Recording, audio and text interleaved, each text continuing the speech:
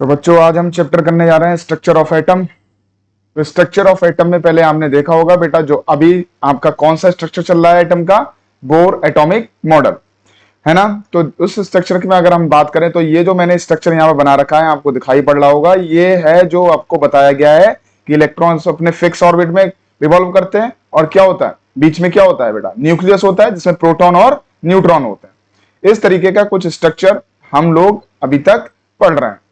ये आपका न्यूक्लियस है एंड जो न्यूक्लियस है वो चारों तरफ क्या होगा, शेल्स से सराउंडेड होगा बेटा। अब ये क्या है बेटा, ये दीज आर कॉल्ड शेल्स। अगर हम बात करें तो इस स्ट्रक्चर को हम देखेंगे यहां पर, और ये हमारे पास न्यूक्लियस, ठीक है, ये हमारे पास न्यूक्लियस है। न्यूक्लियस में प्रोटॉन एंड न्यूट्रॉन होते हैं एंड शेल्स में बेटा इलेक्ट्रॉन्स होते हैं जो रिवॉल्व करते हैं, जो कि आपको इस स्ट्रक्चर में आपको दिखाया गया। ओके, तो बेटा ये एक बात ध्यान रखें कि ये इसी स्ट्रक्चर्स को हमें आगे करना है हल्के हल्के करके। जैसे पहले थॉमसन आएगा, फिर रदरफोर्ड आएगा, फिर बोर एटॉमिक मॉडल आएगा, कि मॉडल जो था एकदम नहीं आया था, है ना। तो इस मॉडल पे हमें पहुंचना है। पहले तो सबसे पहला टारगेट हमारा इस मॉडल पे किस तरीके से ये आया उसको देखना है।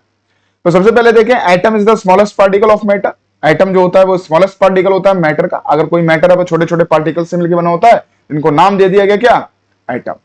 An atom is compose of 3 particle, मतलब एटम जो होता है वो 3 पार्टिकल से मिलकर बना होता है। किससे, प्रोटॉन, है ना, जो न्यूक्लियस में प्रेजेंट होते हैं, आपके न्यूट्रॉन, न्यूट्रॉन जो भी न्यूक्लियस में प्रेजेंट होते हैं, एंड इलेक्ट्रॉन्स।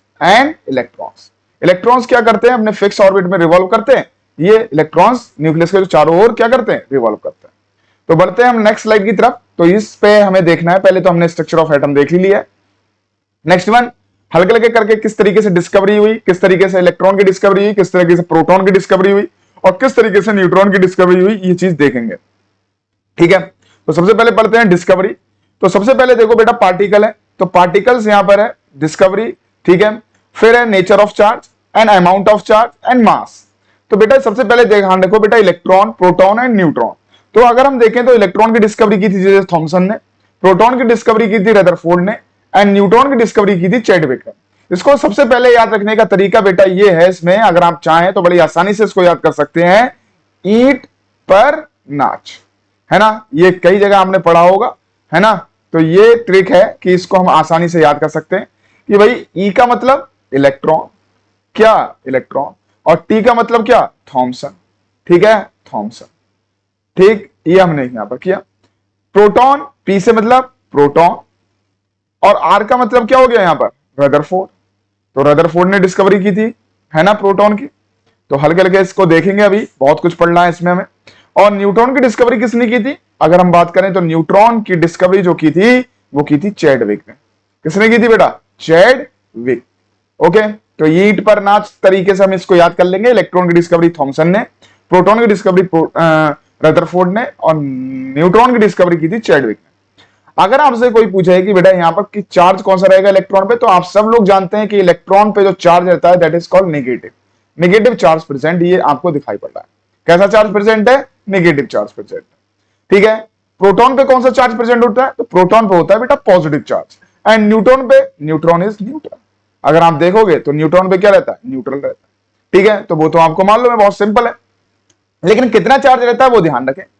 तो इलेक्ट्रॉन पे जो चार्ज रहता है वो रहता है बेटा -1.602 इंटू 10⁻⁻90, जिसको हम शॉर्ट फॉर्म में लिख सकते हैं -1.6 इंटू 10⁻, कितना, -90। ये तो लिख सकते हैं। नेक्स्ट वन, उतना ही सीएम अपोजिट चार्ज रहता है, मतलब इस पे नेगेटिव रहता है। प्रोटॉन पे उसका ठीक अपोजिट चार्ज रहता है, उतना ही अमाउंट ऑफ चार्ज उतना ही होता है, +1.602 इंटू 10⁻⁻90। एंड न्यूट्रॉन पे जो चार्ज रहता है बेटा, न्यूट्रॉन पे चार्ज जो रहता है वो कितना रहता है, 0, है ना, कोई चार्ज नहीं रहता। इसलिए न्यूट्रॉन को नाम न्यूट्रल के नाम से दिया गया, न्यूट्रॉन। ओके, अगर हम बात करें तो बेटा मास, अगर हम देख लें तो मास आप बहुत ध्यान से देखेंगे, मास ऑफ इलेक्ट्रॉन बेटा बहुत कम है, 9.109 इंटू 10⁻31 है, ठीक है, जो बहुत ही कम मास है। और अगर हम एज कंपेयर इसके प्रोटॉन का मास देखें तो 1.6726 इंटू 10⁻27, ठीक है। तो यहां पर बेटा चार्ज मैंने पूरा पूरा लिखा रखा है, ध्यान रखें।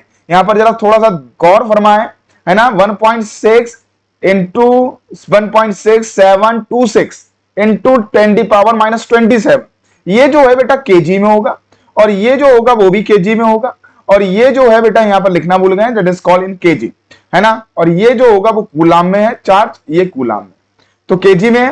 तो यहाँ पर देखो प्रोटॉन का मास हम जो कहते हैं कि प्रोटॉन के न्यूट्रॉन का जो मास होता है वो लगभग प्रोटॉन के बराबर होता है, मतलब प्रोटॉन के एग्जैक्ट बराबर नहीं होता, लगभग बराबर होता है।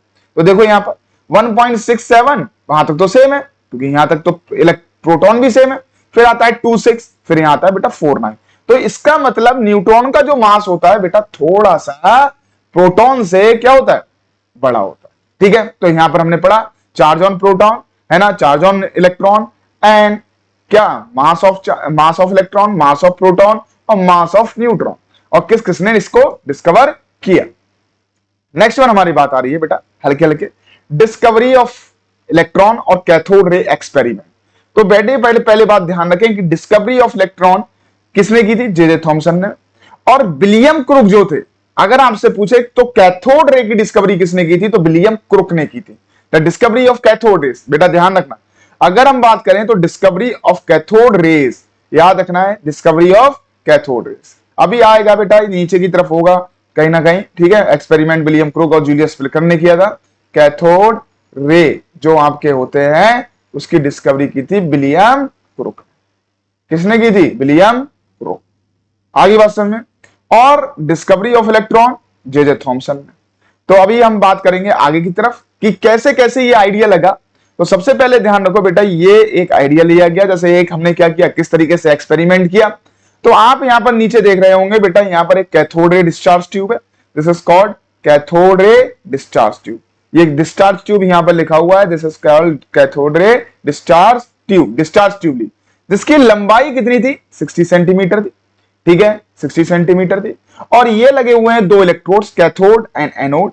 और यहां पर बेटा एक स्क्रीन लगी हुई है, ये जो स्क्रीन लगी हुई है जो मेरा इधर देख रहे हैं, जिसपे मैं रेड कर रहा हूं, ग्रीन कलर की स्क्रीन लगी हुई है, जो बनी होती है बेटा ZNS की, जिसे हम बोलते हैं फ्लोरोसेंट स्क्रीन।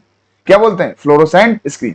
अगर इस पे कोई पार्टिकल पड़ेगा तो उसमें चमक उत्पन्न होगी, यानी शाइन उत्पन्न होगी। और नेक्स्ट वन बेटा एक बात ध्यान रखो, यहां पर जो इस डिस्चार्ज ट्यूब के अंदर है वो प्रेशर बहुत लो है, एयर का जो प्रेशर है बेटा बहुत ही लो है। और अगर हम वैक्यूम देखें, मतलब वैक्यूम पंप इसलिए लगाया गया है ताकि यहां पर जो प्रेशर कर सके वो क्या कर सके, बहुत ज्यादा कम कर सकते हैं। और बेटा जो वोल्टेज है जो इसको दिया गया है, कैथोड एंड इलेक्ट्रोड, है ना, कैथोड एंड एनोड, तो बेटा यहां पर जो वोल्टेज रहेगा वो लगभग रहेगा 5000 टू 10,000। तो दो चीजों में फोकस करने की चीज है। क्या चीज है, एक तो प्रेशर बहुत कम है।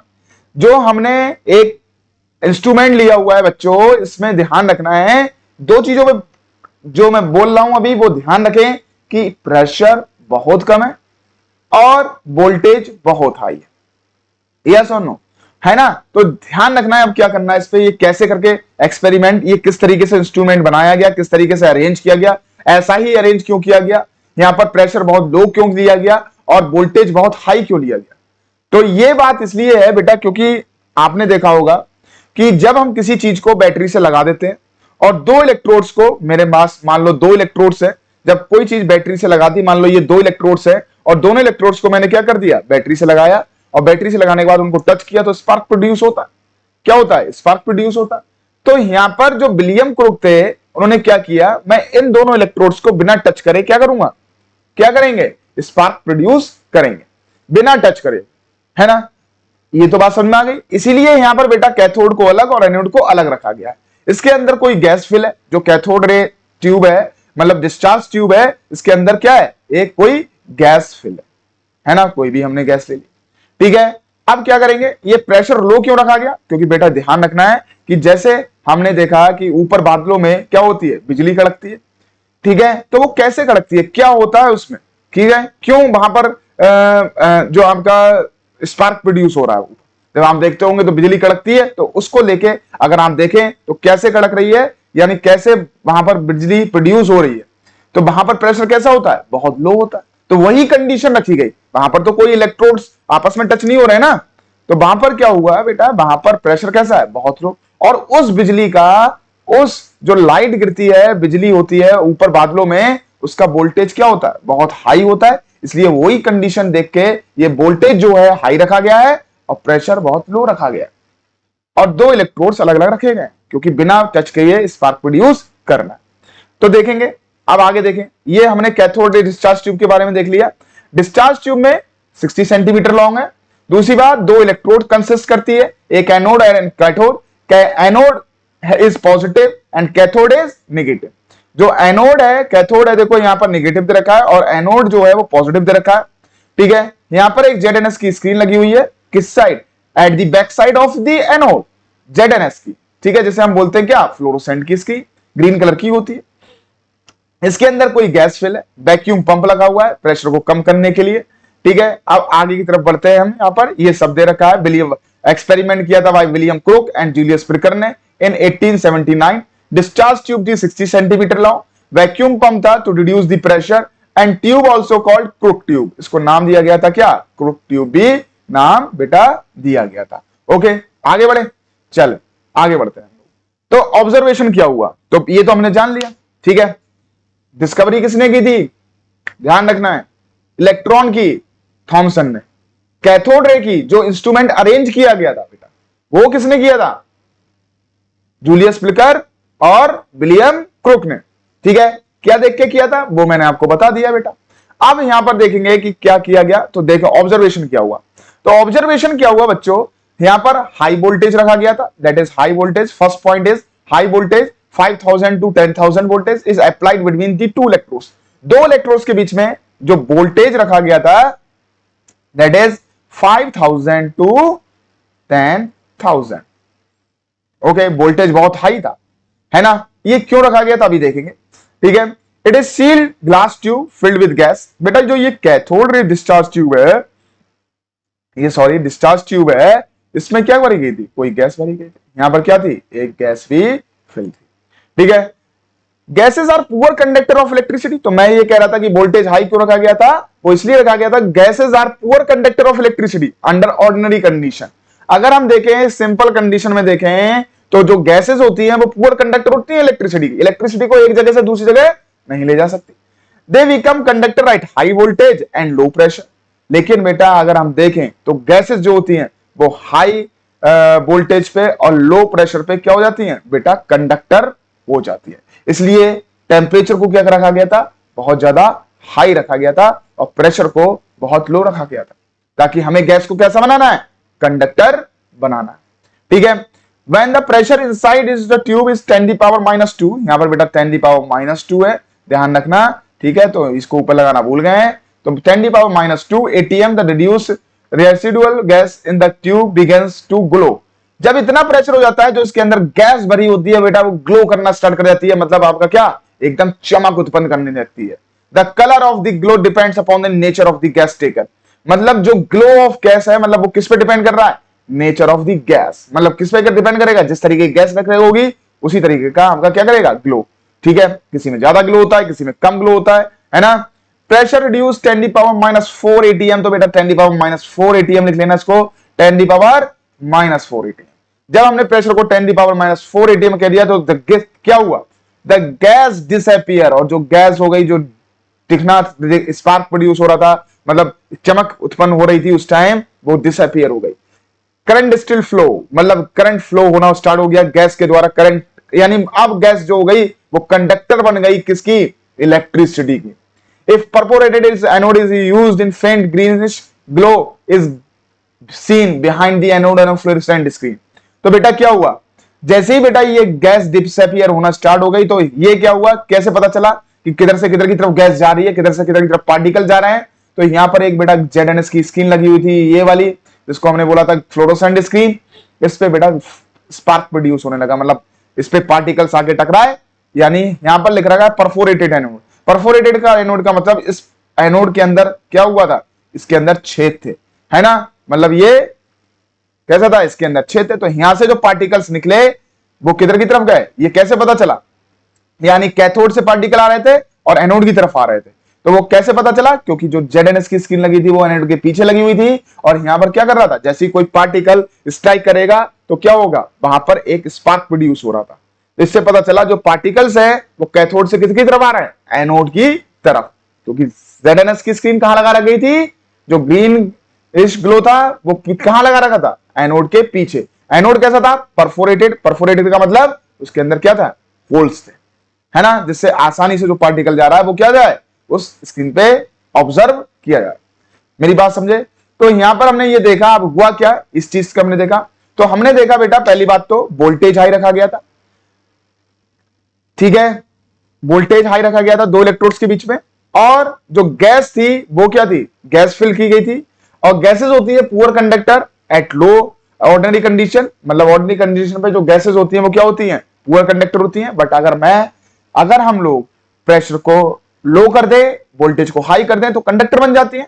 जब प्रेशर था 10⁻⁻2 एटीएम तो गैस जो हो रही ग्लो स्टार्ट हो गया था, ठीक है। जब प्रेशर और रिड्यूस कर दिया गया 10⁻⁴ एटीएम कर दिया गया तो गैस जो थी वो डिसअपियर हो गई, करंट स्टार्ट हो गया उसमें फ्लो होना, मतलब जो गैस थी वो क्या हो गई, कंडक्टर बन गई।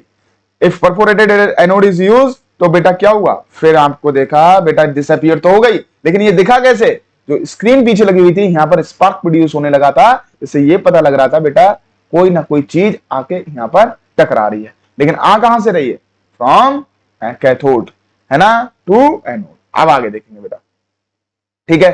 तो बेटा एक बात ध्यान रखें, जैसे हमने ये किया था तो इसमें क्या हुआ, इसमें हमें इस ऑब्जर्वेशन में ये पता चला कि some particles are move towards, है ना, फ्रॉम कैथोड टू एनोड, ठीक है। कैथोड पे कौन सा चार्ज था, नेगेटिव, एनोड पे कौन सा चार्ज था, पॉजिटिव, ठीक है। ये देखा गया, तो जो जूलियस प्रिकल थे और विलियम ग्रुप था उनका काम पूरा हो गया कि बिना टच करे दोनों इलेक्ट्रोड्स को क्या कर दिया, स्पार्क प्रोड्यूस कर दिया। लेकिन इस पे जो पूरा एक्सपेरिमेंट किया वो किया थॉमसन ने। उन्होंने कहा जो पार्टिकल्स इधर से इधर की तरफ जा रहे हैं, यानी कैथोड से, ये कैथोड रेस थी, जो रेस थी उनको बोला गया कैथोड रेस, इन पे ऑब्जर्वेशन किया, यानी कैथोड रे की डिस्कवरी बेटे मैंने पहले ही बता दिया था, कैथोड रे की डिस्कवरी जो की थी वो की थी किसने, विलियम क्रुक, किसने, विलियम क्रुक, ओके। और अगर मैं बात करूं अब इस पे जो ऑब्जर्वेशन किया कैथोड पे वो किसने किया था, जे थॉमसन ने। उन्होंने कहा जो कैथोड रे है ये इसमें पार्टिकल्स कौन से, तो उन्होंने देखा कि कैथोड रे कहां से जनरेट हो रही है, फ्रॉम कैथोड, है ना, कैथोड इलेक्ट्रोड से, तो उस पर कौन सा चार्ज था, नेगेटिव, और ये किसकी तरफ मूव कर रही थी, पॉजिटिव।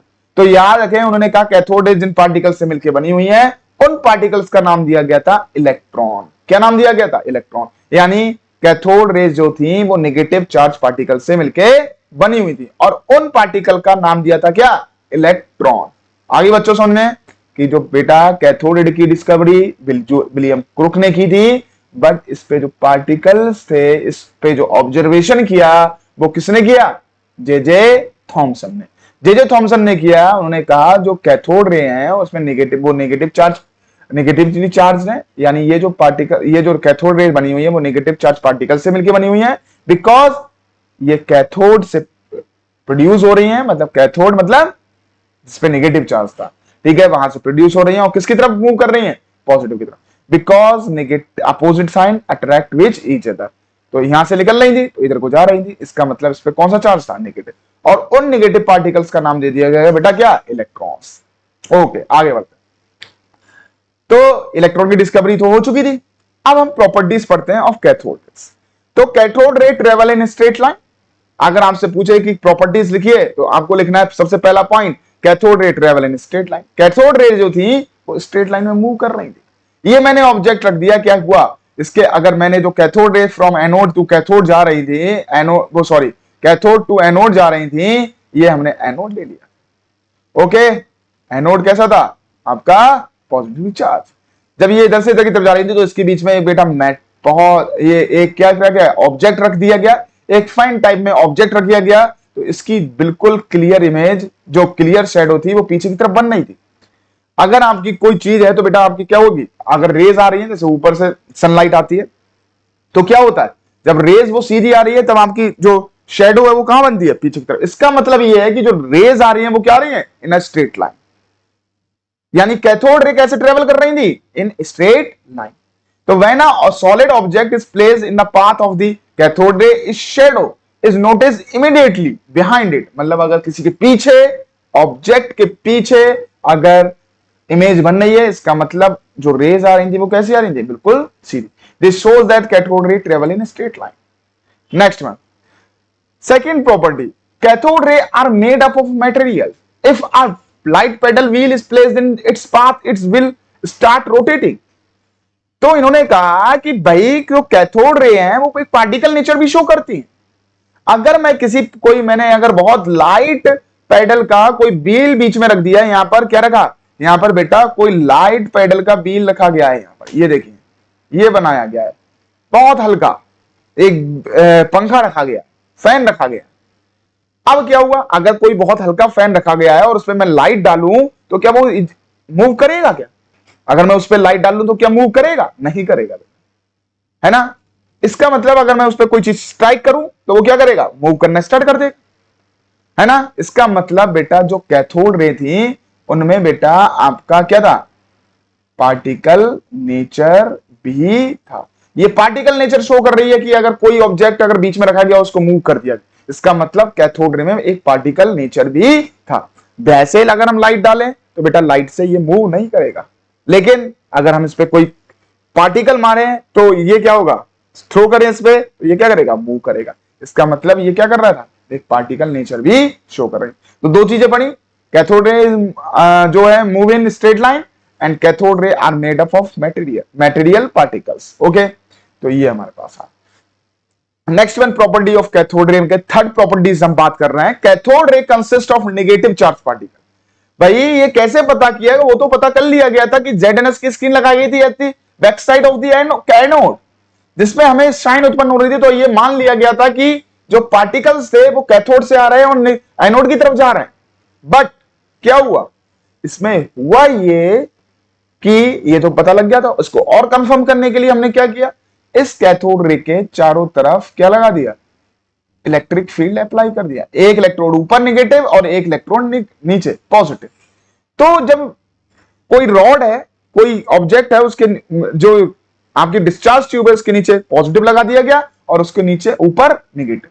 तो जो रेज थी वो बेटा डेविएट हो गई किसकी तरफ? पॉजिटिव की तरफ। इससे ये पता चला कि जो कैथोड रे है उन पे कौन सा चार्ज है? Negative charge.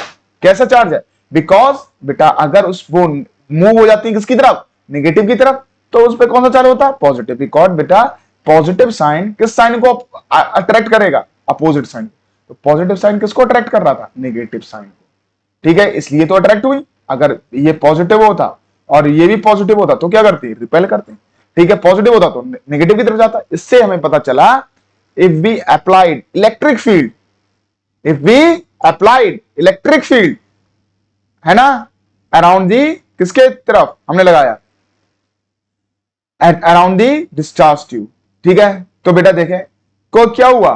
दे टूवर्ड्स या they deflect towards positive plate of electric field. वो किसकी तरफ मूव हो गई? पॉजिटिव प्लेट की तरफ मूव हो गई। इसका मतलब ये हुआ दे कैरी नेगेटिव चार्ज। यानी आपसे पूछे कि कैथोड रे पे कौन सा चार्ज होता है? तो नेगेटिव चार्ज होता है। वो तो मैंने आपको बता दिया। और ये बने किससे होती है? Negative charge particles. और नेगेटिव चार्ज पार्टिकल का नाम दिया गया था बेटा इलेक्ट्रॉन्स। क्या नाम दिया गया था? इलेक्ट्रॉन्स। सिमिलरली जब हमने मैग्नेटिक फील्ड अप्लाई किया तो भी डेविएट हो गई। ठीक है, क्या हो गई? जैसे इसमें डेविएट हुई वैसे। इसका मतलब ये है बेटा जो कैथोड रे है उसमें क्या नेचर पाया गया? इलेक्ट्रिक तो है ही है, इलेक्ट्रिकल चार्ज है ना। नेक्स्ट वन मैग्नेटिक कैरेक्टर भी है, इलेक्ट्रिकल एंड मैग्नेटिक बिहेवियर भी है, क्योंकि magnetic field north pole south pole रखा गया तो भी वो डिफ्लेक्ट हो गई। तो ये नीचे लिखा है similarly when a magnetic field is applied these are deflected which shows that they carry negative charge। Okay, इससे ही पता चला कि डिफ्लेक्ट हो गए। ओके, तो मैग्नेटिक फील्ड की और है फोर्थ प्रॉपर्टी। क्या है भाई? सिंपल प्रॉपर्टीज है। Cathode ray produce heating effect when these rays are made to strike on a metal foil the latter gets heated। अगर ये रेज जो निकल रही थी कैथोड से निकल रही थी, अगर उनके बीच में कोई मेटल का शीट रखी गई है बेटा और उस पर लगातार क्या पड़ रही है? रेज पड़ रही हैं, तो वो क्या हो रही है? गर्म हो रही है। वो पेंट मेटल क्या हो रहा है? गर्म हो रहा है। अगर हमने देखा कोई मेटल शीट हमने रखी हुई है और उस पर लगातार क्या पड़ रही है? कैथोड रेज पड़ रही हैं, तो बेटा ये क्या होगा यहां पर? तो ये क्या हो रहा है? ये गर्म पड़ जा रही है, यानी ये हॉट हो जा रही है। जब हॉट हो जा रही है यानी कैथोड रे में हीटिंग इफेक्ट भी है भाई, है ना। तो ध्यान रखेंगे हीटिंग इफेक्ट भी शो करती है। They causes ionisation of gas through which it pass. अगर मैंने क्या किया बेटा, ये कैथोड रेज, ये जो कैथोड रेज है, और मैंने यहां पर कोई कंटेनर लिया है, उसमें गैस भरी हुई है बेटा, यहां पर क्या भरी हुई है, गैस, और गैस भरी हुई है और मैंने इसमें से पास कर दिया, तो बेटा उस गैस को ये आयोनाइज्ड कर देंगी, मतलब आयंस, मतलब उसमें से इलेक्ट्रॉन्स निकाल देंगी। जैसे मान लो यहां पर हीलियम गैस है, मान लिया हमने यहां पर हीलियम गैस है और इस पे हमने डाला, इस कंटेनर में हीलियम गैस है, और हीलियम गैस पे ये कैथोड रेज डाली, तो उसको क्या कर देंगे, ये आयोनाइज कर देंगे, इसमें से क्या कर देंगे, इलेक्ट्रॉन्स निकाल देंगे। किसी एटम से अगर इलेक्ट्रॉन्स निकालेंगे तो उस पर कौन सा चार्ज आएगा, पॉजिटिव, क्या कर देंगे, आयोनाइज्ड, इसमें से क्या निकल आएगा, इलेक्ट्रॉन। इलेक्ट्रॉन का मतलब आयन बना दिया उसे। अगर कहीं पर भी कोई भी गैस है, अगर उस कैथोड रे मैंने उस पर पुट करी, तो उसमें से क्या कर देंगे, उसको आयनाइज कर देंगे, मतलब उसको आयन बना देंगे। आयन कैसे बना देंगे, उसमें से इलेक्ट्रॉन्स पास आउट निकाल देंगे, मतलब, है ना। तो हमने पढ़ा होगा the minimum energy required to remove the, है ना, outermost shell electron from the isolated gas atom, that is called ionisation enthalpy. वो हम बाद में पढ़ेंगे अभी। Next one, they possess penetration effect, easily penetrate through thin foil of the metal. अगर आप देखें तो बेटा ये कैथोड रेज हैं और मैंने एक यहां पर थिन फॉइल ले रखी है, एक बहुत थिन फॉइल है, तो बेटा ये उसको पास आउट कर जाएंगे। पास आउट का कैसे पता चलेगा बेटा, क्योंकि यहां पर आपका क्या होने लगेगा, इधर की तरफ दिखाई देंगे। अगर मैं कोई स्क्रीन लगा दूं तो यहां पर वो आपको स्ट्राइक करती हुई दिखाई पड़ेंगे, यानी इसमें पेनिट्रेशन इफेक्ट भी। Produce X-rays when they strike against the hard metal like tungsten, copper and molybdenum। अगर हम क्या करें, इनको स्ट्राइक कर दें, जो मेटल ले रखा है वो क्या करें, जो मेटल रेखा है बेटा, एक बात ध्यान रखें, एक मिनट मैं इसको इरेज करता हूं, एक मिनट,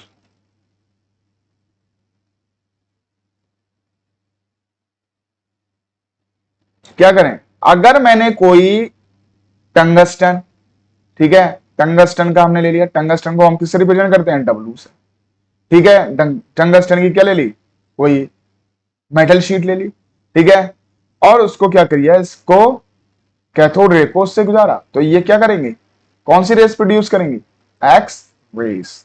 कौन सी रेस प्रोड्यूस करेंगे, ये कैथोड रेस थी, और ये किससे गुजारी हमने, टंगस्टन, डब्ल्यू को टंगस्टन से, और जब ये रेस प्रोड्यूस करेगा, जो ये टंगस्टन मेटल है, ये रेस प्रोड्यूस करेगा, वो कौन सी करेगा, एक्स रेस।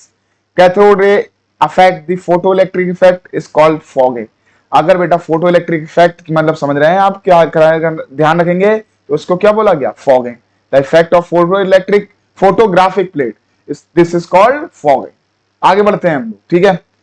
तो अब आ रहे हैं बेटा mass and charge ratio of electron, ठीक है, जो जे थॉमसन ने बताया था, इसके बारे में हम बात करेंगे। यानी हम इसका जैसा नाम है, charge and mass ratio of electron, तो charge and mass ratio of electron, यानी इलेक्ट्रॉन का चार्ज, इलेक्ट्रॉन का चार्ज, और क्या, मास रेशियो निकालेंगे, इसका कितना आएगा वो हम अभी देखेंगे। Charge and mass ratio, charge and mass ratio of electron. तो with the help of this experiment अभी हम बात करेंगे इलेक्ट्रॉन का charge and mass ratio. In 1897, J.J. Thomson determined the ratio of the charge and mass ratio by measuring the deflection under the simultaneously influence of electric field and magnetic field applied perpendicular। तो जैसा आपको मैंने बोला, अभी ध्यान से देखें, मैं जैसे ही आपको बताऊंगा आप बड़े आसानी से देख लेंगे इसको। बेटा जैसे मैं बता रहा था कि फ्लोरोसेंट की स्क्रीन दे रखी थी, तो दिए है फ्लोरोसेंट की स्क्रीन ZNS, जो ZNS की बनी होती है। हमने क्या किया है बेटा, यहां पर एक कैथोड लगा रखा है, जिसमें आपने क्या रखा है, ये कैथोड है, एक वो कैथोड है, वो मेटल ले रखा है, ये कैथोड उस मेटल का बना रखा है, जिसका जो बड़ी आसानी से क्या कर सकता है, जैसे हमने ले लिया, मान लो ये टंगस्टन है, जो बहुत ज्यादा रिएक्टिव है। कौन ले लिया है, टंगस्टन, ठीक है, टंगस्टन का हमने मेटल कैथोड ले लिया। एक एनोड है बेटा, ये एनोड है हमारे पास, इसके बीच में क्या है, होल्स है। और ये ध्यान रखो बेटा, ये एक बात ध्यान रखें, ये हमारे पास एक मेटल डिस्क है, किसकी, मान लो ऐसा टंगस्टन की है, ठीक है, ये हमने क्या मान लिया, ये एनोड है, ये भी बेटा, ये क्या है, एनोड, और ये क्या लगी हुई है, यहां पर बैटरी लगी हुई है। क्या लगी हुई है, बैटरी। बैटरी में ये कैथोड बेटा, ये पॉजिटिव नेगेटिव टर्मिनल से जुड़ा हुआ है, ये नेगेटिव है, और ये कौन सा है, पॉजिटिव। और इसके कैथोड एनोड के बीच में क्या है, होल है। और ये बेटा क्या कर रहा है, ये होल का काम क्या है कि जो यहां से बेटा जैसे ही हम इसको हीट देना स्टार्ट करेंगे, इसको मतलब हाई वोल्टेज देंगे, ये इस कैथोड में से रेज निकलना स्टार्ट हो जाएंगे, कैथोड से रेज निकलना स्टार्ट हो जाएंगे बेटा। और ये होल क्या करेगा, उसको एक पॉइंट पे कंसंट्रेट करेगा, मतलब एक बीम के रूप में ट्रांसफर करेगा, मतलब एक बीम के उसमें कन्वर्ट कर देगा। इस होल का काम ये है, सारी रेस को क्या कर देगा, एक पॉइंट से ये गुजार देगा। ठीक है, इसका होल का काम ये है। ये निगेटिव है, ये पॉजिटिव है, तो ये निगेटिव चार्ज पार्टिकल होंगे, तो निगेटिव चार्ज पार्टिकल ये पॉजिटिव की तरफ जाएंगे, क्योंकि ये पॉजिटिव चार्ज पार्टिकल है, पॉजिटिव प्लेट है, ये इसको अट्रैक्ट करेगी और इस होल से ये पास आउट होती हुई बिल्कुल सीधे कहां पड़ेगी, बी पे। जब हमने कोई भी इलेक्ट्रिक फील्ड और मैग्नेटिक फील्ड अप्लाई नहीं किया था, तो बेटा ये कहां स्ट्राइक करेगी, कहां स्ट्राइक करेगी, बी पे। ओके, लेकिन जैसे ही हम बेटा इलेक्ट्रिक फील्ड अप्लाई करेंगे तो ये कहां स्ट्राइक करेगी, ए पे। जब हमने क्या किया, इलेक्ट्रिक फील्ड अप्लाई किया, क्या किया, इलेक्ट्रिक, कौन सा, इलेक्ट्रिक फील्ड। और जब मैग्नेटिक फील्ड केवल अप्लाई करेंगे तो केवल ये करेगी कहां पर, सी पे। अगर केवल मेरी बातों पे गौर फरमाएं बेटा, ये हमारे पास कैथोड है, ये एनोड है, तो ये हमने टंगस्टन का मान लिया, हमने इसको हीट प्रोड्यूस की, ठीक है, किससे, with the help of battery. ये नेगेटिवली चार्ज है, ये पॉजिटिव चार्ज है। जैसे इससे रेडिएशंस निकलना स्टार्ट हुई, रेडिएशंस निकलना स्टार्ट हुई, तो इसके एनोड के बीच में जो होल बना हुआ है बच्चों, ये क्या करेगा, इसको एक बीम में कन्वर्ट कर देगा, क्योंकि negative charge particles positive charge particles से क्या होते हैं, अट्रैक्ट होते हैं। तो ये क्या करेगा, इसको एक बीम में कन्वर्ट करेगा। अगर मैंने बेटा ये डायरेक्ट कहां स्ट्राइक करेगी, बी पे, जब कोई भी मैग्नेटिक फील्ड और इलेक्ट्रिक फील्ड अप्लाई नहीं हुआ था, ध्यान रखना। जब इलेक्ट्रिक फील्ड केवल अप्लाई किया, ओनली इलेक्ट्रिक फील्ड, तब ये कहां स्ट्राइक की, ए पे। और जब केवल ओनली मैग्नेटिक फील्ड अप्लाई किया तो कहां स्ट्राइक की है, सी पे, फ्लोरोसेंट पे, कहां पर, सी पे। ठीक है, जब दोनों को बैलेंस कर दिया गया, बढ़िया तरीके से बनाया गया, तो ये दोबारा कहां करेंगे स्ट्राइक, बी पे। ठीक है, तो इस एक्सपेरिमेंट से क्या निकाला गया, चार्ज बाय मास रेशियो निकाला गया, किसका, इलेक्ट्रॉन का। कैसे निकाला गया वो देखो। ठीक है, पहला पॉइंट तो हमने पढ़ लिया कि साइमल्टेनियसली, मतलब एवरेज, जो दोनों को बैलेंस किया गया, इलेक्ट्रिक फील्ड को और मैग्नेटिक फील्ड को, और क्या किया गया, फिर दोनों एक साथ किए गए। ठीक है, इलेक्ट्रिक फील्ड और मैग्नेटिक फील्ड एक दूसरे के परपेंडिकुलर थे। ठीक है, ये भी दिवा दिया, आगे बढ़ेंगे। तो whenever tungsten filament cathode is heated, the electrons are emitted from the surface of the tungsten। वैसे हमने क्या किया, मैंने आपको पहले बताया था, तो कैथोड था वो किसका बना हुआ था, टंगस्टन का। Is heated, the electrons are emitted from the surface of the tungsten, उसमें से इलेक्ट्रॉन्स निकलना स्टार्ट हुए। The circular disc act after anode, ठीक है, एनोड जो थी उसके बाद select the beam moving in straight line, उसने क्या किया, उसके बीच में जो बेटा होल था, ये मैंने आपको बता रखा था, जो होल था वो क्या कर रहा था, उसको एक बीम में कन्वर्ट कर रहा था। When only electric field is applied, the electron deviate from their path। जब बेटा केवल इलेक्ट्रिक फील्ड अप्लाई किया, मैग्नेटिक फील्ड अप्लाई नहीं किया गया था। कब, जब इलेक्ट्रिक फील्ड अप्लाई किया, तो कहां स्ट्राइक की, जब इलेक्ट्रिक फील्ड अप्लाई किया, तो इलेक्ट्रिक फील्ड अप्लाई किया, तो ध्यान रखना केवल इलेक्ट्रिक फील्ड अप्लाई किया तो ए पे भी। When केवल ओनली मैग्नेटिक फील्ड, तो बेटा फोर्थ पॉइंट ले रखा है देखो यहां पर, only magnetic field is applied, तो कहां स्ट्राइक किया बेटा, सी पे। ठीक है, इलेक्ट्रॉन आर डेविएट, और कहां पर स्ट्राइक किया, सी पे। Why carefully balancing the electrical and magnetic field strength is possible to bring electron to follow the absence of electric field and magnetic field। तो अगर हमने मैग्नेटिक फील्ड और इलेक्ट्रिक फील्ड जब अप्लाई नहीं किया था, तो कहां स्ट्राइक कर रही थी, बी पे। तो दोनों को बैलेंस किया गया, तो एक दूसरे के परपेंडिकुलर थे इलेक्ट्रिक मैग्नेटिक फील्ड, उन दोनों को बैलेंस किया गया, तो बेटा ये कहां स्ट्राइक करी गई, बी पे, दोबारा वहीं पर लाके रखा गया, जब दोनों को लगाया गया एक साथ। By carrying out accurate measurement of deflection observation by J.J. Thomson was able to calculate the charge mass ratio। तो with the help of deflection, अगर आपको मालूम होगा कितना हल्का पार्टिकल होगा उतना ज्यादा डेविएट करेगा, जितना ज्यादा चार्ज होगा उतना ज्यादा डेविएट करेगा, जितना हल्का पार्टिकल होगा उतना ज्यादा डेविएट करेगा, जितना ज्यादा चार्ज होगा उतना ज्यादा डेविएट करेगा। तो with the help of deviation बेटा उसने पता लगा लिया कि भैया इसका मास क्या है, अगर मास ज्यादा होता तो कम डिफ्लेक्शन होता है ना। तो डिफ्लेक्शन, अगर मास कम है तो डिफ्लेक्शन ज्यादा, मास ज्यादा है तो डिफ्लेक्शन कम, तो डिफ्लेक्शन से पता कर लिया मास, और चार्ज भी उसी से पता कर लिया। कैसे पता कर लिया कि जितना हल्का कम चार्ज होगा उतना कम डिफ्लेक्ट होगा, जितना ज्यादा चार्ज होगा, है ना, जितना ज्यादा चार्ज होगा उतना ज्यादा डिफ्लेक्ट होगा, जितना कम चार्ज होगा उतना कम डिफ्लेक्ट होगा। तो with the help of deflection, आपको लग रहा है ये छोटा एक्सपेरिमेंट है, बट वहां पर क्या है, with the help of deflection, ये डिफ्लेक्शन जो ऑब्जर्व किया गया उसकी मदद से केवल चार्ज बाई मास रेशियो निकाल लिया गया। और चार्ज बाई मास रेशियो कितना आया बेटा?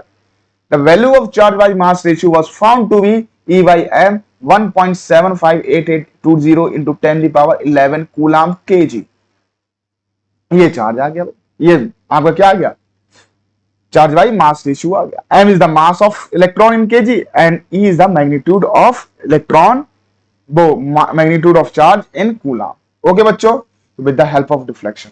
ठीक है, नेक्स्ट में हम बात कर रहे हैं बेटा determine of charge on the electron. Charge by mass ratio निकाल लिया। हम क्या कर रहे हैं बेटा? हम बात कर रहे हैं किसकी? अब बेटा डिटरमाइन चार्ज ऑन इलेक्ट्रॉन, कितना चार्ज होता है, जो हमने अभी पता किया था, अभी हमने शुरू में पता किया था भाई कि चार्ज जो इलेक्ट्रॉन का होता है वो -1.6 इंटू 10 दी पावर कितना होता है? कितना होता है? -19 कूलम। ये हमने पता किया, यही हमें निकालना है। कैसे निकला था ये? तो पहले निकला था E by m रेशियो, फिर निकला था चार्ज ऑन इलेक्ट्रॉन, और ये किसने किया था? While Millikan drop experiments. तो देखें, आगे बढ़ते हैं अब हम निकाल रहे हैं बेटा चार्ज। इलेक्ट्रॉन पे चार्ज कितना होता है? आप सबको मालूम है बेटा, चार्ज होता है -1.6 इंटू 10 दी पावर -19 कूलम। तो देखें क्या करना। तो the charge on electron was measured by R.A. Millikan in 1909 by method known as wild drop experiment। तो ये क्या है बेटा? वाइल्ड ड्रॉप एक्सपेरिमेंट है, इसको हम पढ़ेंगे। चलें भाई देखते हैं।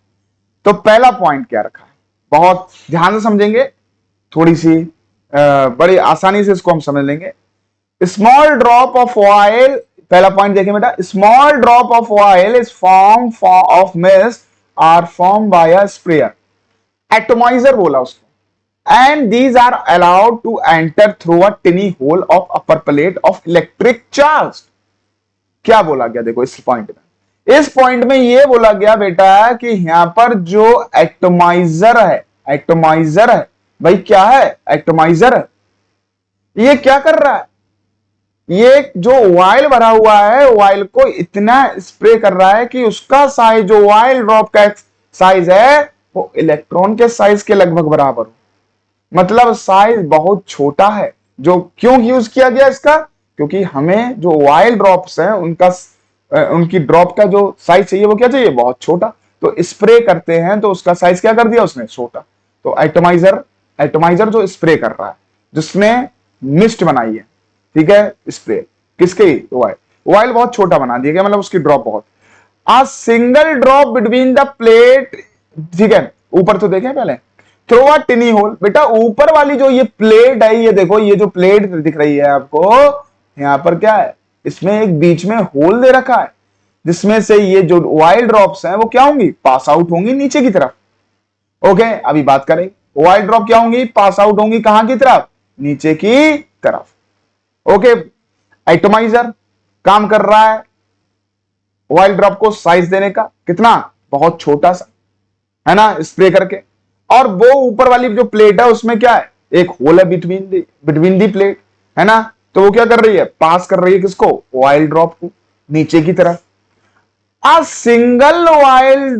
single drop between the plates is observed by means of telescope equipped with a micrometer eyepiece। तो बेटा एक बात ध्यान रखो, जो ये ऑयल ड्रॉप नीचे की तरफ गिर रही हैं, ये जो ऑयल ड्रॉप नीचे की तरफ गिर रही हैं, इस पे ऑब्जर्वेशन किया गया किससे? माइक्रोस्कोप से, कि किस रेट से ये नीचे की तरफ गिर रही हैं, किस स्पीड से नीचे की तरफ गिर रही हैं। मेरी बात समझ रहे हैं बेटा मैं क्या कहना चाह रहा हूं?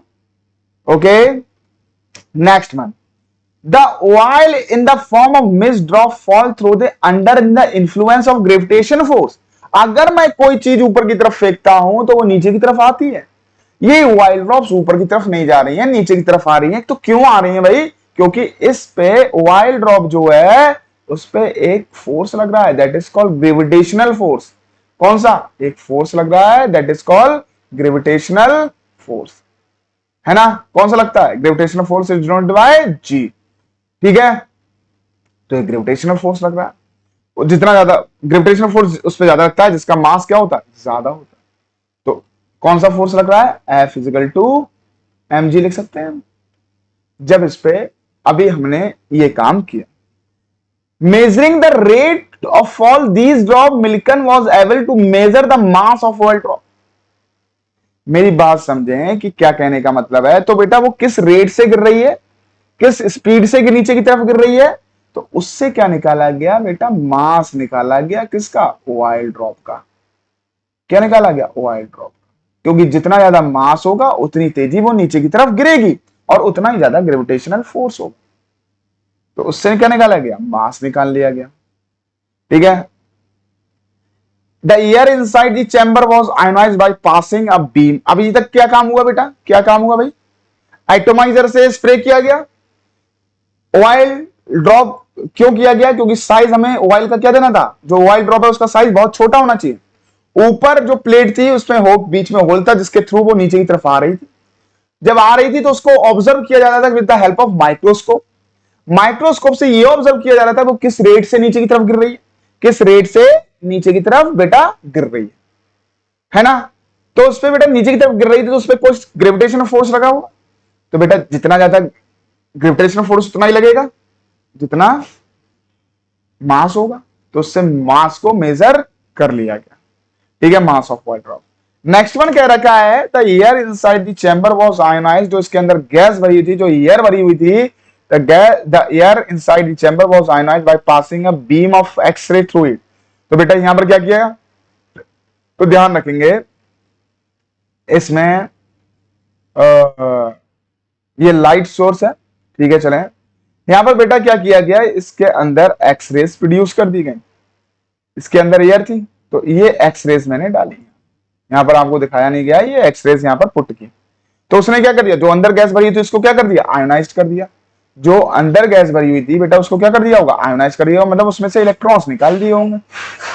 जो गैस भरी हुई थी उसके अंदर से उसको आयोनाइज कर दिया, मतलब उसके अंदर से इलेक्ट्रॉन्स निकाले होंगे। ये तो क्या होगा, एक्स-रेज डाली और एक्स-रेज उस एयर पे पड़ी और एयर से क्या निकला, इलेक्ट्रॉन्स निकले, ठीक है। The electric charge on these oil drop was acquired by collision with electrons. जो इलेक्ट्रॉन्स निकले थे, जो ये इलेक्ट्रॉन्स निकले, जो ऑयल ड्रॉप थी उससे कोलिजन हुआ होगा, उससे टकराए होंगे। तो जो इलेक्ट्रॉन्स होंगे बेटा इस ऑयल ड्रॉप के चारों तरफ क्या हो गए होंगे, एकोमोडेट हो गए होंगे, ठीक है। मेरी बात समझो, अंदर एयर थी, ऑयल ड्रॉप्स नीचे की तरफ गिरी रही थी, एक्स-रेज प्रोड्यूस की गई, मतलब डाली गई अंदर, जो एयर थी वो आयनाइज्ड हो गई, आयनाइज्ड का मतलब इलेक्ट्रॉन्स उसमें से निकला होगा, और वो इलेक्ट्रॉन ऑयल ड्रॉप से कोलिजन हुआ।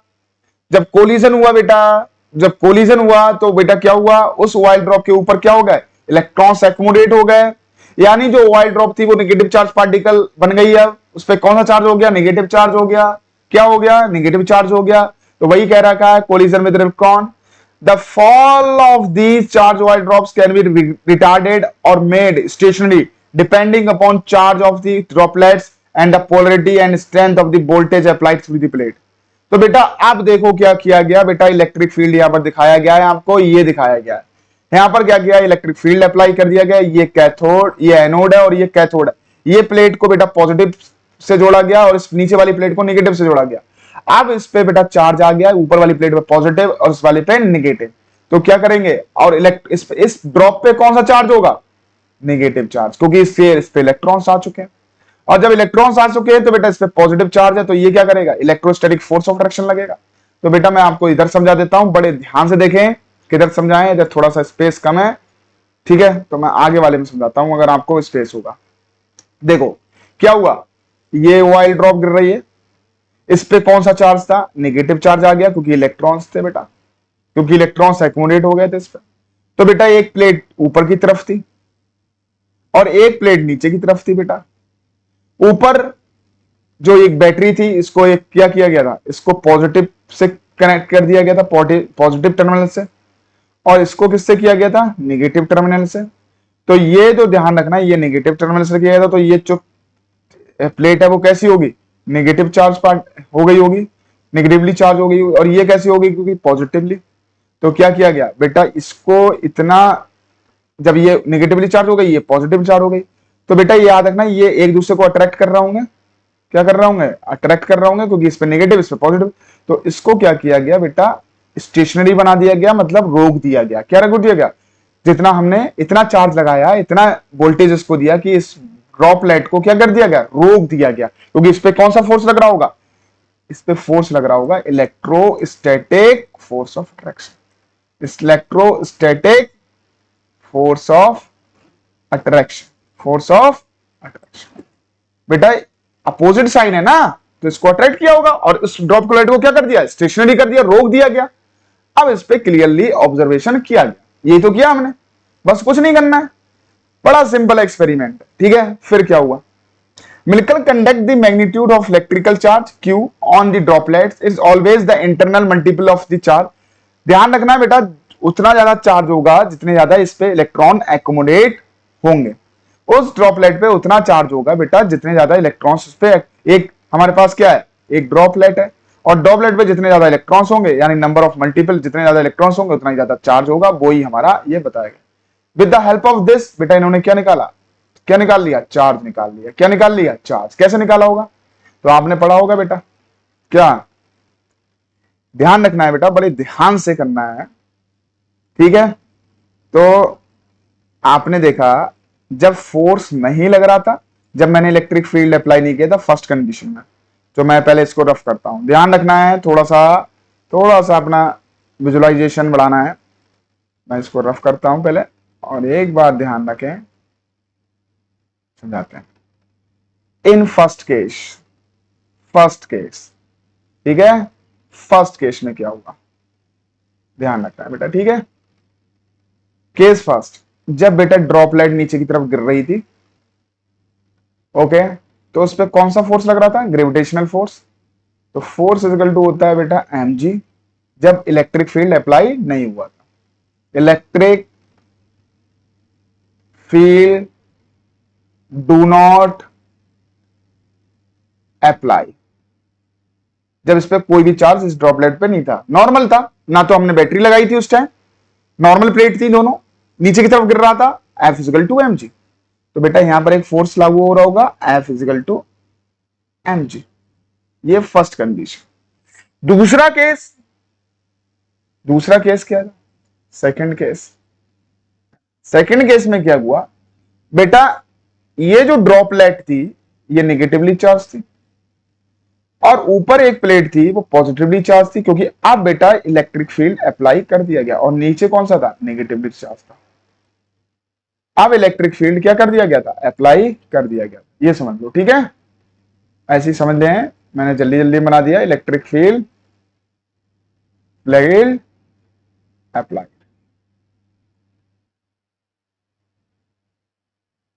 एक मिनट रुक जाए, फैन चलना बंद हो गया। इलेक्ट्रिक फील्ड अप्लाई, तब इस पे कौन सा फोर्स लग रहा था, नेगेटिव और पॉजिटिव के बीच में इलेक्ट्रोस्टैटिक, है ना, दो कंडीशन, जब इलेक्ट्रिक फील्ड अप्लाई किया, जब इलेक्ट्रिक फील्ड अप्लाई नहीं किया, तो इससे फोर्स लग रहा था बेटा F इजिकल टू कौन सा, इलेक्ट्रोस्टैटिक। तो क्या होता है इलेक्ट्रोस्टैटिक, Q1 Q2, अपन ने ये रिएक्शन पढ़ी होगी, तो बेटा ये क्या होता है, Q1 Q2 चार्ज ही तो होता है, और ये क्या होता है, रेडियस होती है। तो बेटा इन दोनों को क्या कर दिया, ये आपने पढ़ा होगा, ये मैंने आपको बताया है, Q1 Q2 ये आपने फिजिक्स में भी पढ़ा होगा, चार्ज होते हैं नहीं होते, दिस इज कॉल्ड चार्ज। तो चार्ज लिख दिया मैंने ऊपर, और अपॉन आर स्क्वायर। तो ये इक्वेशन कैसी हो गई, सेकंड, दोनों को इक्वल कर दिया। तो बेटा इससे with the help of charge हमने क्या कर लिया, चार्ज निकाल लिया, F चार्ज इक्वल टू क्या हो जाएगा, फिर एक मिनट रुक जाओ, इधर निकालते हैं। ठीक है, तो बेटा charge upon R square equal to क्या हो जाएगा, mg। तो इससे हम क्या निकाल लेंगे, चार्ज निकाल लेंगे बेटा। कैसे निकालेंगे, mg इंटू आर स्क्वायर। इस फॉर्मूले से हम चार्ज निकाल लेंगे, कितना चार्ज रहा होगा, mass, gravitational force and radius of the oil drop. इससे हमने बेटा क्या किया, चार्ज निकाल लिया। देखो F दोनों बराबर हैं, एफ, ये भी एफ, ये भी एफ। ठीक है, क्यों हो रहा होगा? क्योंकि बेटा बीच में ड्रॉप मैंने क्या की थी, स्टेशनरी की थी, रो की थी, तो उतना चार्ज, इतना फोर्स ऊपर से लगाया होगा जितना इसको रोक सके। इसीलिए बेटा F is equal to M G यानी रखा गया है, वो ध्यान रखना, इसकी जगह मैं एम जी भी रख सकता हूं। ओके, क्योंकि बैलेंस किया है ड्रॉपलेट बीच में, तो उतना फोर्स लगाया होगा जितना ग्रेविटेशनल फोर्स लग रहा होगा। इसलिए बेटा Q1 Q2 upon R square, और ये Q1 Q2 क्या होता है, चार्ज अपॉन आर स्क्वायर, और एफ की जगह क्या रख दिया, एम जी। तो ये इस तरीके से हमने इस फॉर्मूले से चार्ज निकाल लेंगे। क्लियर हुआ बेटा? तो चार्ज कितना आया, -1.6022 इंटू 10⁻⁻19 कूलम। ओके, ये आ गया। अब बेटा हमारे पास आ गया मास of the electron. Mass of the electron कैसे निकालेंगे? तो भैया आपको पता चल गया है बेटा, ई वाई एम रेशियो तो पता चल गया है, 1.7 इंटू 10⁻, कितना निकाला था हमने, 11, है ना। आगे की वैल्यू लिख लेंगे, कूलम पर केजी। और चार्ज हम निकाल चुके हैं माइनस, है ना, कितना, तो इससे निकाल लो, -1.6 इंटू 10⁻⁻19 अपॉन एम निकालना है। चार्ज बाई एम रेशियो आप निकाल चुके हो, तो ये अब इससे क्या कर लो, कूलम पर केजी, और ये कूलम में, तो ये क्या आ जाएगा बेटा, एम इजिकल टू क्या आ जाएगा, 1.7 इंटू 10⁻11 अपॉन, है ना, ये माइनस में होता है, ध्यान रखना है, ये -1.6 इंटू 10⁻, कितना, -19 कूलम पर केजी, और ये कूलम, तो कूलम से कूलम आपका कट जाएगा, ये केजी कहां पहुंच जाएगा, सॉरी, मास इधर पहुंचेगा ऊपर की तरफ, ये नीचे आएगा, सॉरी सॉरी सॉरी, तभी ये उल्टा आ रहा है। ओके, एक मिनट मुझे, क्योंकि यहां पर थोड़ा सा गड़बड़ हो चुकी है। कैसे आया, ई वाई एम रेशियो हमने निकाला था भी पिछली बार, 1.7588 इस तरीके से इंटू 10⁻11 कूलम पर केजी, ये तो निकाला था। और मास ऑफ इलेक्ट्रॉन, वो चार्ज ऑन इलेक्ट्रॉन हमें अभी निकाल चुके हैं ऑयल मेडिकल ड्रॉप एक्सपेरिमेंट से। तो क्या करेंगे, तो एम कितना आएगा, एम आ जाएगा ई वाई 1.7 इंटू 10⁻11 कूलम पर केजी। अब एम कैसे निकालेंगे, -1.6 इंटू 10⁻⁻19 कूलम, और ये कैसे निकलेगा, 1.7 इंटू 10⁻⁻11 कूलम पर केजी। कूलम से कूलम कट जाएगा, केजी ऊपर पर जाएगा, तो जो भी मास आएगा, ये माइनस है, ये माइनस से कट जाएगा, तो ये जो मास आएगा बेटा आपका कितना आएगा, वही 9.1 इंटू 10⁻31 केजी, ये आ जाएगा। तो मास कैसे निकाला, बड़े आसानी से हमने निकाल लिया। ठीक है, तो वही लिखा रखा है, from the value of E by M and E the mass of the electron was determined by dividing of by E by M, है ना। अगर हमसे पूछे तो ये लिखा है, the mass of electron is much smaller than the mass of the atom of hydrogen, it has been found that, बेटा ये क्वेश्चन आ जाता है कि कितना होता है प्रोटॉन का या उसका, तो 1/1837 होता है, यानी इतने टाइम्स होता है, यानी मास ऑफ इलेक्ट्रॉन जो होता है बेटा बहुत कम होता है एज कंपेयर प्रोटॉन से। ओके, चले आगे बढ़ते हैं। अब आ गया बेटा डिस्कवरी ऑफ क्या, आपका प्रोटॉन, तो देखेंगे अभी थोड़ी देर में। ओके,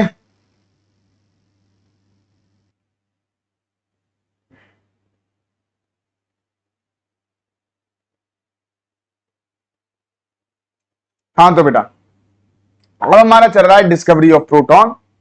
अब डिस्कवरी ऑफ प्रोटॉन में आ गए बेटा, तो यहां पर दे रखा है बेटा एनोड रेस, जिन्हें बोला गया कैनाल रेस भी नाम दिया गया है जिन्हें। तो बेटा 1886 बिल्कुल सेम है as a discovery of electron के, बस थोड़ा सा अंतर है, इसको कैथोड रे को थोड़ा सा मॉडिफाइड कर दिया गया। इन 1886 ई Goldstein modified the discharge tube by using perforated cathode.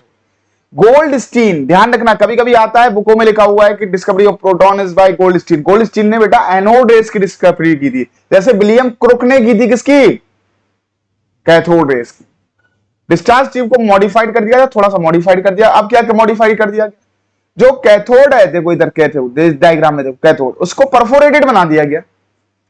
और अब की स्क्रीन एनोड के पीछे नहीं लगाई, अब की स्क्रीन लगाई भाई कहां, कैथोड के पीछे, ये स्क्रीन लगाई गई काय की, ZNS की फ्लोरोसेंट स्क्रीन। परफोरेटेड कैथोड मतलब छेद वाला, क्या ले रखा, कैथोड ले रखा। He discovered new radiation in gas discharge and named the canal rays. उन्होंने बेटा नई रेडिएशंस देखी, उनको नाम दिया गया canal rays. These rays originated from anode and hence were known as anode rays.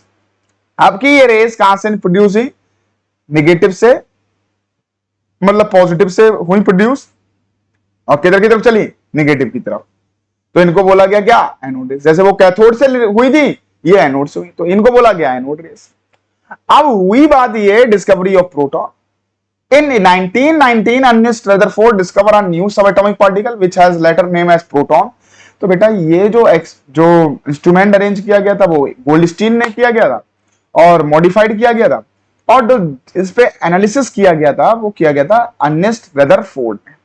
ठीक है, इसलिए कहते हैं कि discovery of electron, discovery of proton किसने की थी, आपका रदरफोर्ड ने। Next one, experiment. भाई चीज है कि बस चेंज क्या कर दिया गया, स्क्रीन को एनोड से हटा के कहां पर रखा गया, एनोड के पीछे से कैथोड के पीछे, और जो कैथोड था उसको परफोरेटेड बना दिया गया। अब यहां पर बेटा वही चीज, हाई वोल्टेज शील्ड गैस, और इसमें बेटा लगी गई थी हीलियम गैस। इसको हम पढ़ेंगे अभी क्या हुआ। When high voltage is applied, electrons are emitted from the cathode and move towards the anode. And the electron ionized the gas filled with H positive charge ions are formed. तो बेटा एक बात ध्यान रखो, बड़े ध्यान से, ये क्या कह रखा है बच्चे, अभी देखेंगे क्या कह रखा है। तो बेटा एक बात ध्यान रखो, इस जो कैथोड रे थी, जो कैथोड डिस्चार्ज ट्यूब थी, इसके अंदर ली गई थी कौन सी गैस, कौन सी, हीलियम।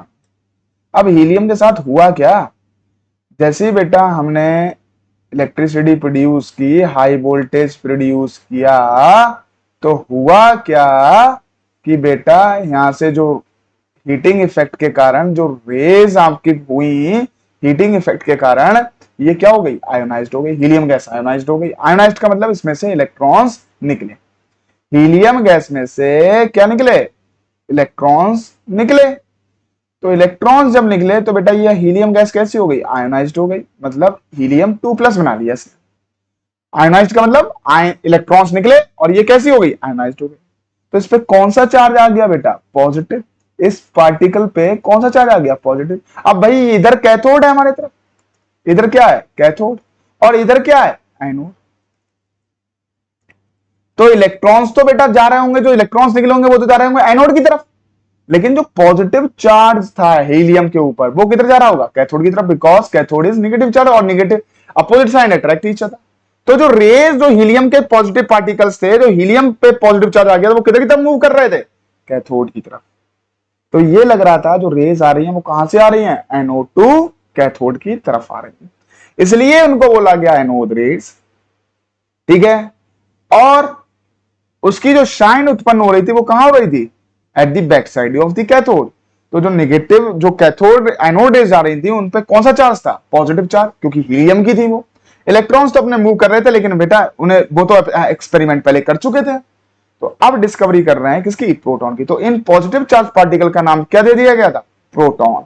मेरी बात समझो फिर से, पहले वाले एक्सपेरिमेंट में बेटा एनोड के पीछे जेनेरेस की स्क्रीन लगा रखी थी, और वहां पर हमने देखा था जो रेज आ रही थी वो कहां से आ रही थी, कैथोड से, तो एनोड की तरफ, और कैथोड था नेगेटिवली चार्ज और एनोड था पॉजिटिवली चार्ज। तो वो जो रेज थी वो नेगेटिव से पॉजिटिव की तरफ आ रही थी, इसलिए उनको बोला गया, कैथोड से जनरेट हो रही थी, कैथोड रेज बोला गया। ठीक है, और उन पे चार्ज कौन सा था, नेगेटिव, वो तो हमने पता कर ही लिया था क्योंकि वो डेविएट हो रही थी। लेकिन यहां पर क्या हुआ, यहाँ हीलियम गैस रखी गई, और जो जेडेनस की स्क्रीन थी वो कैथोड के पीछे लगाई गई। कैथोड कैसा था, परफोरेटेड था। तो जो रेज थी वो कहां से निकल रही थी, क्योंकि हीलियम पे पॉजिटिव चार्ज आ चुका था, क्योंकि इलेक्ट्रॉन तो निकल चुका था, उससे पॉजिटिव चार्ज, तो पॉजिटिव चार्ज पार्टिकल किधर की तरफ जाएंगे, नेगेटिव की तरफ, तो वो कैथोड की तरफ मूव कर रहे थे। ऐसा लग रहा था कि एनोड से किधर की तरफ मूव कर रहे हैं, कैथोड की तरफ। तो उन रेज को नाम दिया गया बेटा एनोड, और जो एनोड रेज जिस पार्टिकल से मिलकर बनी हुई थी उन्हें नाम दिया गया प्रोटॉन्स। क्या नाम दिया गया, प्रोटॉन्स। तो वही सेम प्रॉपर्टीज, ठीक है। The positive charge particle are start moving from the cathode which is negatively charged electrode, ठीक है, जो नेगेटिव चार्ज इलेक्ट्रोड की तरफ मूव कर रही थी। याद रखिए, ये नोट डाउन करके दिखाया ऊपर, cathode rays are originated from cathode but anode rays are not originated from anode. मैंने आपको पहले ही बता रखा है कि कैथोड जो थी वो कैथोड से निकल रही थी, कैथोड पार्टिकल से निकल रही थी, जो कैथोड इलेक्ट्रोड था। लेकिन जो एनोड रेस थी वो एनोड से नहीं निकल रही थी, वो किसकी थी? हीलियम की थी, है ना, गैस की थी। The positive charge particle He2+ are start moving to the, किसकी तरफ मूव कर रही थी? कैथोड की तरफ, ठीक है। The rays which are move from anode to cathode are called anode rays. ये सारी चीजें दे रखी हैं बेटा, ये परफोरेटेड कैथोड है, ये ZNS की स्क्रीन है, रेड ग्लो होता, और ये किधर की तरफ जा रही थी? ये आप पढ़ चुके हैं, लो प्रेशर था, हाई वोल्टेज था। अब प्रॉपर्टीज हम पढ़ ही चुके हैं, पहले बता भी है। जैसे कैथोड की प्रॉपर्टी थी मैंने एनोड की, हीटिंग इफेक्ट भी था, स्ट्रेट लाइन में भी मूव कर रही थी, पार्टिकल नेचर भी था, पेनिट्रेशन इफेक्ट भी था, है ना, सारी चीजें वही थी बिल्कुल। जब आपने इलेक्ट्रॉन की डिस्कवरी पढ़ रखी है, वो प्रॉपर्टीज पढ़ रखी है, तो इसकी भी पढ़ रखी होंगी। बस उस पर नेगेटिव चार्ज था, इस पर पॉजिटिव चार्ज था। वो कैथोड से एनोड की तरफ जा रही थी, ये एनोड से कैथोड की तरफ। उनको इलेक्ट्रॉन नाम दिया गया था उनके पार्टिकल्स को, इसको प्रोटॉन्स नाम दिया गया था। तो पढ़ लेंगे, मैं पढ़ा चुका हूं, वही प्रॉपर्टीज है बिल्कुल, ठीक है। E/m ratio these rays are considerable smaller than electron. ये बात पढ़ने वाली है कि इनका E/m रेशियो कंसिडरेबल था, स्मॉलर था देन इलेक्ट्रॉन, ठीक है। E/y ratio of positive rays depend upon the nature of gas taken in the tube of material of electrode. E/m ratio जो डिपेंड करेगा वो किस पे करेगा? इन पे डिपेंड करेगा, ठीक है। Next important data, mass of electron, charge on electron, E/m ratio, mass of proton, mass कितना मास है प्रोटॉन का, इलेक्ट्रॉन का कितना मल्टीपल है, यानी कितना है। तो बेटा ये बात जरूर ध्यान रखेंगे, ये क्वेश्चन पूछा जाता है बार बार, ठीक है। कितना गुना है या कितना टाइप है, तो इतने गुना है प्रोटॉन का। चार्ज ऑन प्रोटॉन और E/m रेशियो ऑफ प्रोटॉन, ये है हमारे पास, ये हमारे पास डाटा आ गया। अब आया बेटा हमारे पास थॉमसन एटॉमिक मॉडल, जिसे हमने बोला प्लैम पुडिंग मॉडल। क्या बोला? प्लैम पुडिंग मॉडल। तो बड़ी आसानी से हमने बेटा डिस्कवरी ऑफ इलेक्ट्रॉन कवर कर ली, E/m रेशियो कवर कर लिया, वो sorry with the help of deflection, Thomson ने किया था। ऑयल ड्रॉप एक्सपेरिमेंट हमने कर लिया, डिस्कवरी ऑफ प्रोटॉन पढ़ लिया। अब हम क्या करने जा रहे हैं? मॉडल पढ़ने जा रहे हैं, किस तरीके से एटॉमिक मॉडल्स आए थे थॉमसन एटॉमिक, जैसे हमने बोला प्लैम पुडिंग मॉडल और क्या वाटरमेलन मॉडल। तो बेटा अब सारी चीजें डिस्कवर हो चुकी हैं, इलेक्ट्रॉन डिस्कवर हो चुका है, प्रोटॉन डिस्कवर हो चुका है, लेकिन अभी न्यूट्रॉन डिस्कवर नहीं हुआ। तो न्यूट्रॉन डिस्कवर नहीं हुआ है तो वो बाद में बात करेंगे, पहले इसको तो देख ले। After discovery of electron and proton immediately problem was to know about their position in atom. अब जब भैया इलेक्ट्रॉन डिस्कवर हो गया, प्रोटॉन डिस्कवर हो गया, तो इसकी पोजीशन क्या होगी? किसकी? ये एटम के अंदर कैसे रखे होंगे, कहां पर होगी इनकी पोजीशन, उसको समझाने आए कौन? हमारे छोटे वाले भैया जोसेफ जॉन थॉमसन, छोटे नहीं बड़े। इन 1898, कब? इन 1898 प्रपोज द एटॉमिक मॉडल। क्या दिया गया भाई, है ना।